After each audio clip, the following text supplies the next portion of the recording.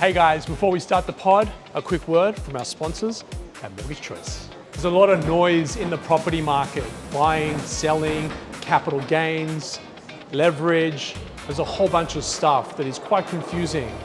I take the guesswork out by working with the team here in South Melbourne at Mortgage Choice. I have worked personally with Paul and Ben at Mortgage Choice. They have been incredible to work with. They helped me with my own family home, and I recommend they help you with yours too. So there you have it, guys. I highly recommend you check out Mortgage Choice. Hey guys, welcome back to the Hear Me Roar pod. I am Toby, and my co-host is none other than the Kate Save, which you might know her from Shark Tank. She's also founder of Fit Foods and picked up Telstra's Business of the Year award too. Kate? Well, Toby, you've got a super impressive CV, 25 years in global commercialisation experience, and you founded Creative Cubes, Australia's leading co-working space and real estate business. All right, let's get on with the pod. Welcome back to the show, Toby. Kate, good morning. Good morning. How'd you sleep last night? Last night's sleep was fantastic. Yeah? Do you get a score? Yes. What was it? I think it was 73. Oh, what do you average? Not in the 70s. I've done a couple of 90s. Oh, wow. Weekends, sort of Friday night, Saturday night in the 90s. Most of the week is around 50. It's not great. And you don't even have your phone in your room, do you? No, I have it on airplane mode. Okay. But yes, I don't look at the screen until I've done my exercises in the morning. I turn the phone off airplane mode to start the car. Yeah. Because my phone is my key to my car. And then I go to exercise. Of late, I've been swimming a lot. Yeah. And then I don't look at the screen until I've done my exercise, done the laundry, fed the dogs, got the kids up, and I'm ready to walk out the door. And I don't look at email until I'm in the office. So good. And I think my question in there, with very low sleep sometimes, if you use that as your excuse not to exercise, you'd never exercise and you'd be far worse off. And I actually read a study that said that if you have a poor night's sleep, actually waking up and exercising actually makes up. Yeah. Is this you with the fruit versus chocolate with the kids? Oh, yes. Or carrot? the carrot on the way to McDonald's if they're going to have it. Feed the gut before you put it. I listen to the show. That's So super interesting because I don't feel fatigued. No. But actually at 3 a.m., I am wide awake, running thoughts, tactics, ideas. Shit, is this going to fall over? Is this is it going to land this way or this way? I'm trying to preempt what's going to happen. Yes. A lot of it, thanks to my wife, is being deemed, are you in your head, Toby? And a lot of it is. But at 3 a.m., when I'm sitting there looking at the roof, relatively stressed, it's really hard to get back to sleep. So our next guest, actually, you'll find very interesting. Talk about motivation and finding ways to use exercise as well, not just to get the best out of her, but her community. And it's a big community. So we'll go to a break. Yep. And who is our sponsor today? One of our sponsors will run an ad, but after the break, we'll have Steph. Guys, I want to introduce you to Rise, a business cohort like no other. So what is the Rise Network? Rise Network is a curated inner circle of 10 to 12 like-minded peers designed to provide a confidential, high-trust environment where business owners and leaders can gain strategic insights, actionable solutions, and lasting relationships. Rise isn't just networking, it's a game-changing business support system. It has strategic problem solving built in, expert facilitation, actionable insights, long-term impact and authentic relationships, and it's based exclusively around high-trust cohorts. For your membership, you gain full access to Creative Cubes. That means you can drop in when you're on the run to use the meeting rooms, breakout spaces, or even just dock in for the day. We wanted to serve the underserved, the people that do need the help, do need the support, don't necessarily have the funds to be able to do it, and don't necessarily fit into one of these other organizations. And so that's where Rise kind of came from. So there you have it, guys. Go to werise.au, and I hope to see you at one of our cohorts soon. Welcome, Steph. Thank you for joining Good us. to be here. Thanks for having me. Yeah. Well, that lead in. Tell us your journey about getting started in fitness. You weren't a fitness professional prior to actually becoming one of the most well-known fitness professionals in the world. That's a big statement. Oh, it's but true. I didn't realize we were in such I would have actually gotten dressed properly today. I'm so sorry. I'm very dressed for the occasion. So I did not come from a world of fitness. I actually didn't enjoy fitness. I couldn't think of anything worse than getting sweaty, feeling uncomfortable. I was like the girl that would park close to the supermarket door so I didn't have to walk the groceries very far. So I was that person. So I totally understand the hesitation with people starting their fitness journey. You know, intimidation, can't be bothered, don't know where to start. So that was me. Yeah. However, my journey is kind of a bit weird. I had kids really young and then She has an 18-year-old, by the way. Yeah, Is that right? I'm still 18? I'm still trying to I like feel like I calculate. made that up. But Like I don't feel like I'm ready at the moment. Yeah. And I'm 45. Yeah. I don't think you're ever ready at any age, really. Yeah. And he's like 6 foot, so he's a big boy. Wow. And a Like my little 16-year-old daughter too. And I'm like, wow. Yeah. Wow. Yeah. Teen life. But it's actually the kids that led me to fitness. Yeah. Because I had them, I wasn't happy with how my body was after them. I was tired. I had gained a substantial amount of weight actually with my big boy. He was a heavy boy. Yeah. And I just ate a lot of KFC, very young and inexperienced and didn't know much about wellness, didn't know much about nutrition. So I was just like, I'm hungry, this will do. Sure. I gained a fair bit of weight and that kind of led me into my fitness journey because to lose the weight, I had to learn how. Yeah. There was so much conflicting information out there. I'm like, I just want to get to the facts. So I studied personal training and there was some nutrition course through there as well. And that kind of led me here.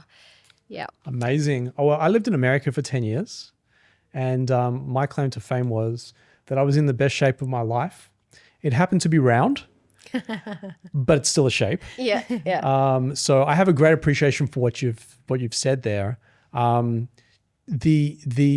think like people don't realize how great they can feel. Yeah. But people need to actually commit to themselves, not the exercise, but just commit to themselves to start. Yeah.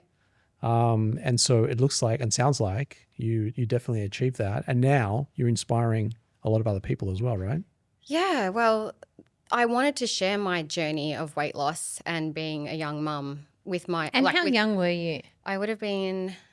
I think I was 19 when I fell pregnant and then had him when I just turned 20. And he's I think 18. the math is right. Yeah. Crazy. He was a superstar. He changed my life. It's funny that like sometimes in life something that happens, the way I fell pregnant was unconventional. It was my second boyfriend ever, and coming from a religious background, my parents were like, get married, do the right thing. So I'd only known this man for like 6 months, and then I was getting married, pregnant on my wedding day.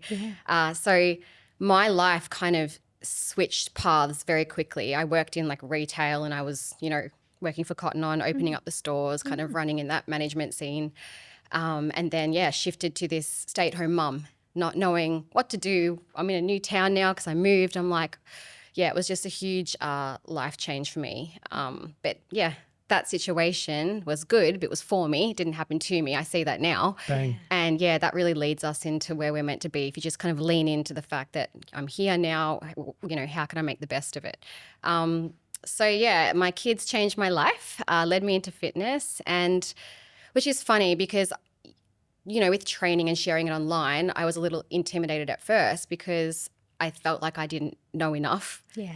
And I was like, what if I share this and people tell me I'm wrong or, they're laughing at me or whatever it may be. But I just, swallowed it and started sharing things and learned along the way. I think that's really important, just to learn along the way. You don't have to know everything. You've had like 4 great nuggets in the last 6 sentences.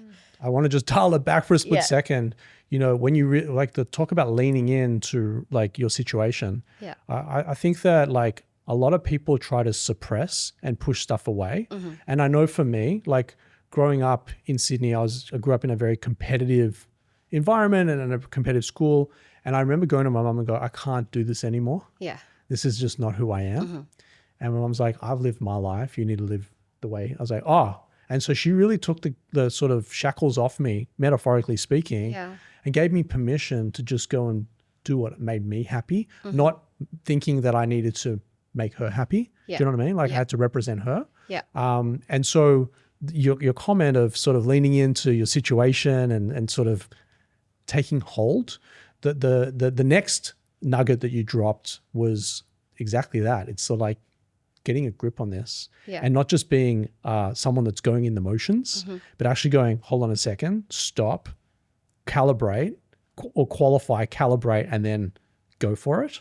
I think that a lot of people that are listening to this potentially, and I know from an entrepreneurial lens, that a lot of people come, oh man, you inspire me. I work at this shitty job and I do this, this, and this. There's no ways I could do what you do. I'm like, why not?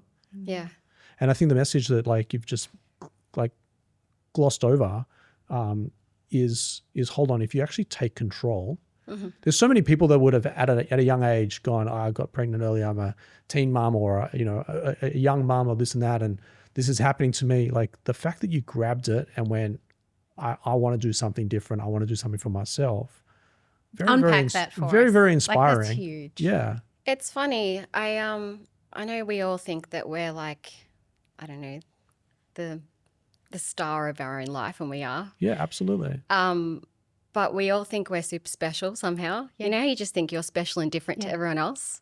I was like that when I was young. I'm like, there's something in me and I don't know what it is. And I'm sitting at home and I'm looking around the four walls. My husband at the time's off working double shifts. I'm alone and I'm like, this can't be it. Like there was just something in me. It's like there has to be more in life. And I think where the change is, what you were talking about, is when you actually listen to that and then lean into that and go, okay, well, what is it? Start figuring out what makes you happy, what you're passionate about, what your purpose here on earth is, because we all have a purpose, right? So for me, I think that's what I leaned into. Not subconsciously. Back then, I didn't understand that probably. Maybe it was deep down inside of me, but I didn't know what I was feeling. It was just like, there's just something there. This can't be it. I've got to move. I've just got to move. I've just got to figure something out and then finding opportunities as you go. So, yeah. Bringing other people on that journey, like growing a community to over 3 million followers, what inspires them? What have you learnt from the community and with that interaction and that engagement? Yeah, so I think there's two things. One is they can tear you down if you let them. But then the other is that they can support you and help grow you. And if you do it for them but not allow them to get in, it has purpose. So for me, everything that I do and put online is to help someone in some way. So it's not about me being like Miss Popular or trying to get followers. It's like, how can I bring something to the table that they can take home? And when you're on social media, if you do that, you will grow and then you'll gain opportunities as you go because it's not a selfish intention. It sounds to me, and I know this firsthand, it's like those 3 million followers, you now have a real responsibility. You have a real responsibility to show up because you don't know, I don't think you know all 3 million of them personally, but like there could be a little girl or a little boy or a mum that's going through and they're looking at you as a guiding light to what's possible. And so taking responsibility of what you put out there is, I'm sure, a huge burden, but also a huge gift. Yeah, it is. And sometimes you forget that number is people. Because like you said, you don't get to really meet them and see them and you're putting out content and everything is just numbers. I'm very numbers driven myself. So I'm just seeing, this follow or that view or it's just numbers. And so if I'm not careful, I might, in the past I was a little bit more, when I first started my social media, it kind of started off as like the mum thing. And then I'm like, I'm taking my kids off social media. I don't want them on there. But then I had my handle on my Instagram was Steph Fit Mum. So now I'm this fit mum with no kids because I'm trying to keep them safe. And so I had to be very careful to, how I where I went after that, but I decided to do just plain fitness, not kids, and change my name to my name, which is Stephanie Sanzo, not Fit Mum, but still appeal to mums, but then not share my kids. So it's been a very tricky ride trying to figure out where I sit, how I can still help people, and also use that platform for good and not just for and staying sponsorship authentic deals or to whatever. yourself. So Yeah. that whatever you're putting out there, and that's, I think, what I don't like about social media is a lot of people are so inauthentic, and you just watch it and it's painful. And I don't know if you and I are past that age where. I'm not a scroller, actually. I mean, as in like the social media, the vanity of social media. Like I think we're past that. Yeah. At least maybe it's our age thing. Yeah. I know my kids, I love them, but they piss me off sometimes with, they put on an outfit and they stick their phone up on a mirror and they do the dance. I'm like, can you not just say, this is me? Like, do you have to, hey dad, what do you think? And then like, give me a, like maybe it's at my age, but actually now, like, you know, athletes, I look up to athletes and they're not my North Star by like of worship, right? Like Kobe Bryant, amazing athlete. Off the court, I don't know if I want to be his friend, you know, and unfortunately can't be. But like, you know, some of these guys, they get Tiger Woods, amazing golfer. Jeez, the controversy offline or, you know, away from the course is not. So you've got to, like in today's world, I feel like there's a massive responsibility to make sure you're buttoned up in every department so that when you show up, you're, you know, continually, you know, adding value to people's lives and there's not controversy in the background to said superstar did this, but then you go to their IG or channels and it's clean. Yeah. How do you show up every day? How do you do that? Because that is like, can you imagine being? Do you have to post every day? I used to. Yeah. In my younger years. And then as I got older, I was like, I'm giving way too much to this. I'm getting tired. Yeah. So I'm probably maybe, I don't know, 4 days a week now. Yeah. And I try and put some fitness in there. And if there's anything else, I'll slip it in there or a photo. Like I did a photo with my son the other day. Yeah. For the first time he's letting me post him. I was so excited. And you've got bigger muscles than him. It's insane. Oh, I told him his were bigger than mine, but just to egg him on. But we're always flexing in the mirror, me and him. It's the best because when he was younger, I used to force him to train. And I was like, this is what we do, like be like mum. And he would, we had a gym in our backyard, like in the shed. So he would grab these like dumbbells and be like, we call it a farmer's carry. And he would be like running them up and down the backyard crying.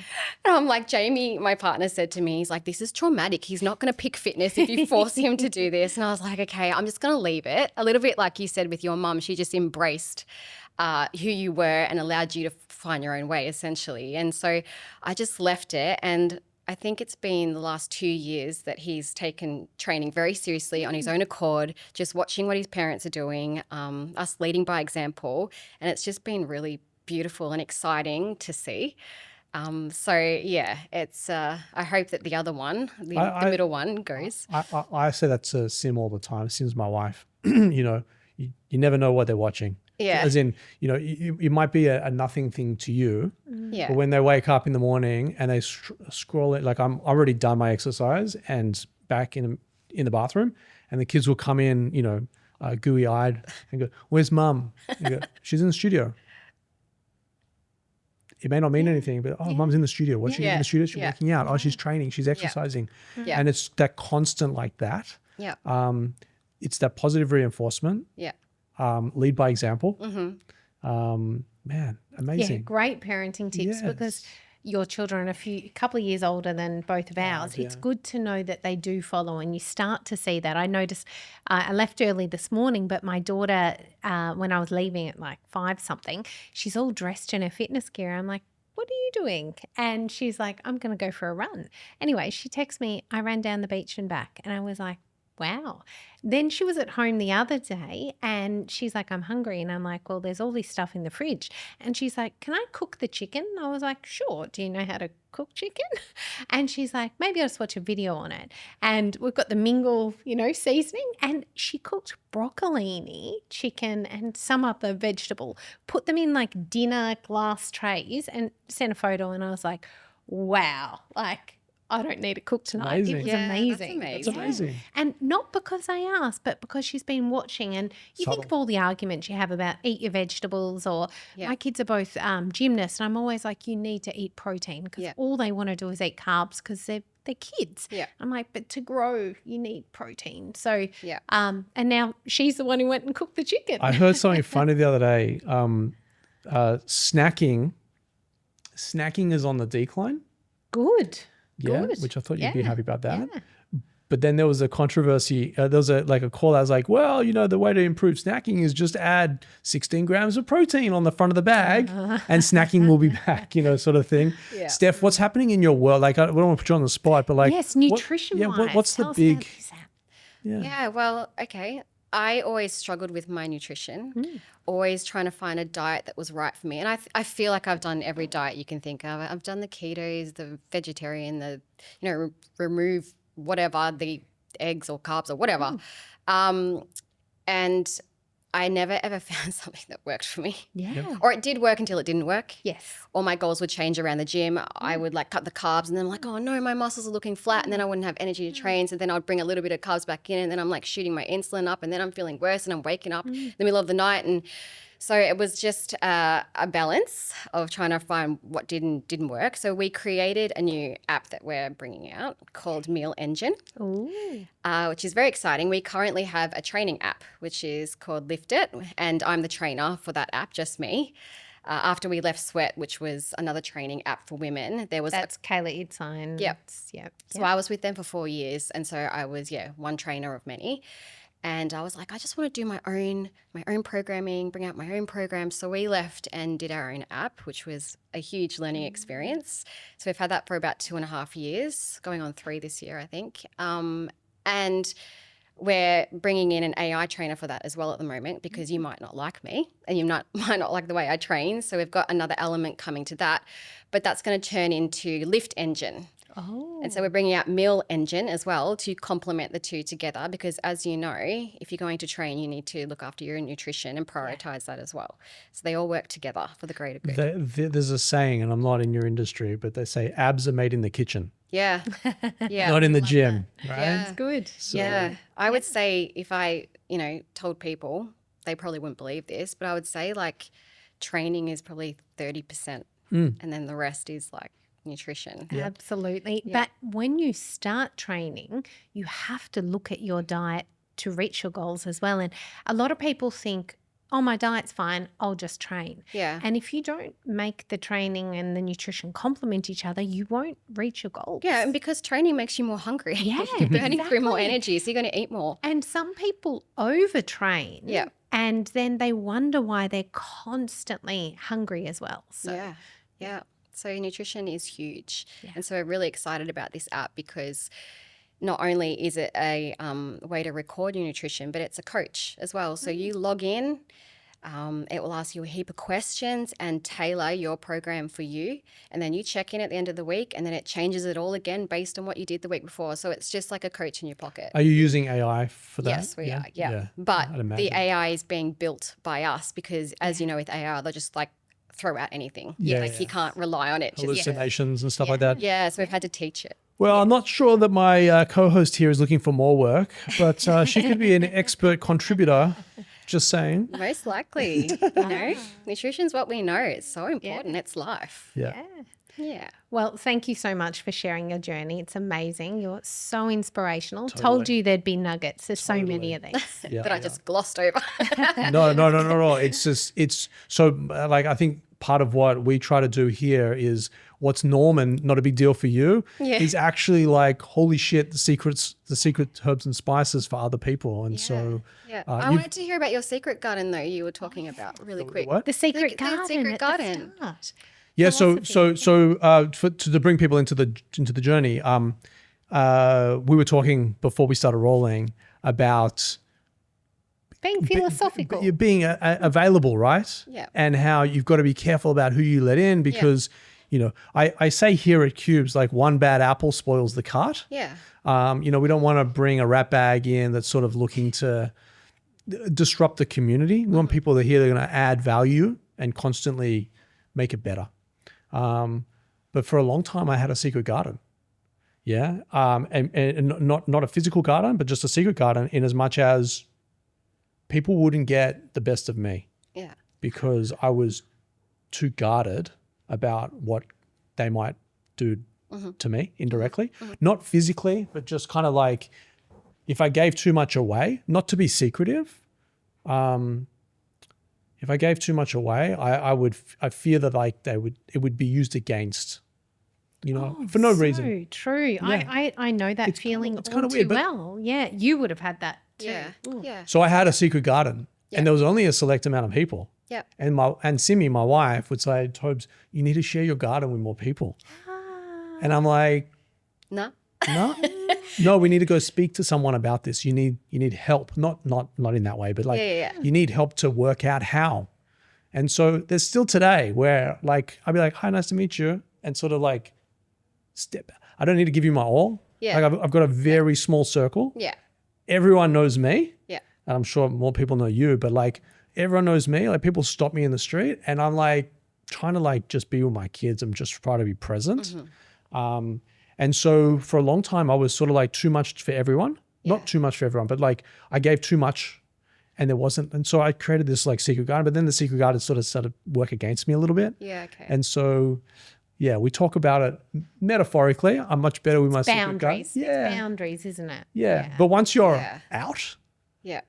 there's no coming back. Yeah. I don't mean to sound like an asshole. Yeah. But like we're not here for a long time. Yeah. I want to have a good time. Yeah. My CEO, who's calling me at the moment or was calling me a few moments ago, he says, Tobes, we want to build a happy, fun company. Yeah. We don't want to build a company that everyone takes and everyone does. We want it to be a happy space. And so I'd say the same thing to my wife and my kids. And to people, I'll give you everything I've got if you're in my garden. Yeah. You need something and I've got it, take it. Yeah. But if you're on the outside, it's nice to meet you. Yeah. Yeah. One quick thing. Yeah. Story in the Bible. Yeah. Bringing it back to the Bible. Yeah. Yeah.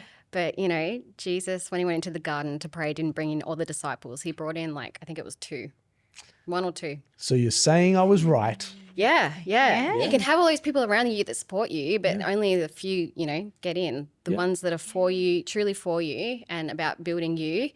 And you obviously building them, but it's like an equal play. It's not just take. And I think, keeping that energy is really important to run a business because if you got no energy, you're cooked, right? Yeah. Then everything falls. So, I think that's really powerful what you're saying. And really actually learning to trust as well, isn't it? Because if you give your trust to the wrong people, then that's when you close off. So I tell you my weakness. Maybe I should lie on the couch and watch another session. But like my weakness is that if I'm going to tell you something, the values that come out of my mouth are what I expect in return. Yeah. And the miscalculation in business has been that people talk and I read your words, not you, but said person's words coming at me. I go, oh, well, if that's the way I'm going to approach, if that's the way I think about how, if you're going to say something to me, I think about the values and the to the death sort of situation. You're going to stand by it. Yeah. And when people flake and fall off, that's when they're outside the garden, right? Yeah. Because my biggest weakness is I interpret your words as if they're words that are coming out of my mouth. Yeah. And I place values on them. Yeah. And sometimes, to your point earlier, it's a trap. Mm-hmm. Sometimes it's a sales pitch. I'm going to talk to James here for a split second. James is our executive producer here. I knew you were going to throw to me. I could feel something bubbling up. I just felt this like vibe coming. Yeah. Whereby you've been spun stories. Yes. We don't need to go into legalities. Yeah. But some people have created false expectations and false promises, and you're just left standing there with the bag. Yeah, well, I'm totally like you, Toby. Like, I will treat everybody's words as though it's fact and that's truth, and what they say is what they mean. But you're right. It's the openness is great, but it's also a vulnerability. But I was interested in your story as well, Steph. Like getting out of where you were and becoming who you are today. Like, were there situations where you just felt like giving up? You felt like it wasn't going to work out? Like, what was like? It from the outside, it's like you went from zero to hero. But what was it? What was it really like? Yeah, I had a bit of imposter syndrome, feeling like and this comes back from my childhood mummy wounds that I need to work out, still working out.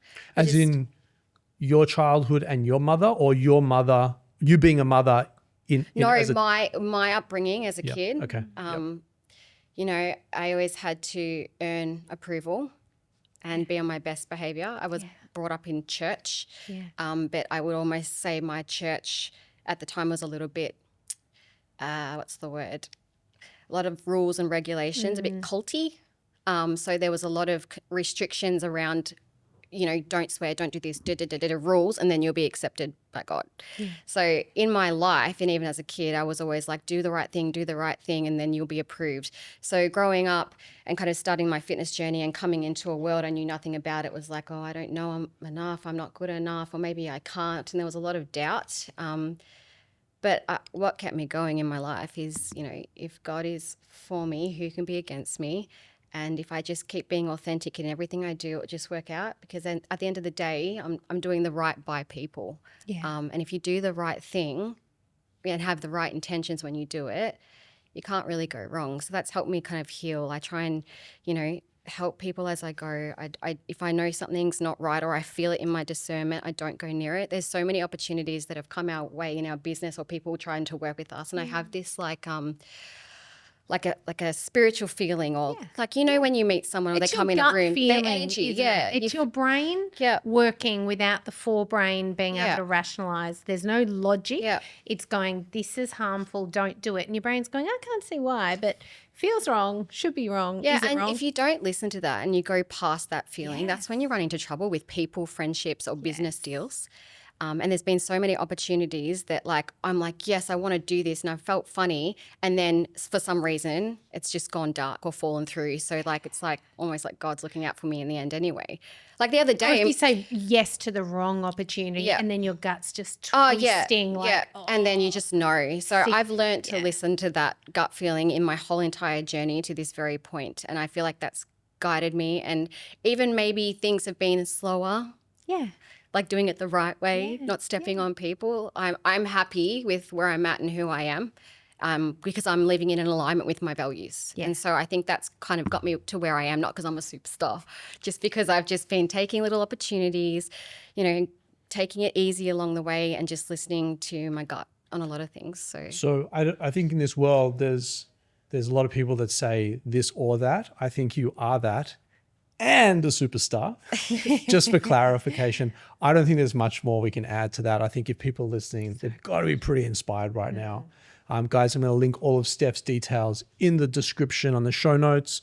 Go check her out, log in, and hopefully one day my superstar co-host here may appear on one of these platforms giving expert advice. Nudge, nudge, wink, wink. We'll be back after this break. weareluna.co is a great place for you and your business to start off with phenomenal accounting and legal services. So if you're a startup or a scale-up looking for legal and finance support, or alternatively looking to raise capital, weareluna.co is where you need to be starting off. Told you you'd love it. Right, we are early in the month and it is already at an all-time high in terms of content, in terms of amazing guests. It's really special. And there's so much more to Steph on the inside, and you can see it in little bits. Like you said, she was going over it, but it's all in there. Yeah, she's like Speedy Gonzalez. I'm not sure if that's relevant to these worlds, but he was like a superstar in the Warner Brothers world. Speedy Gonzalez. She was like, zoom, and I was like, hold up, slow down. So many great nuggets. Yeah. So many great things. I think there's so much that people can unpack from this. And I'd love to hear from people on what they're thinking, what hit them in this segment, on this show. And follow Steph. Her details are in the description below, guys. See you on the next one.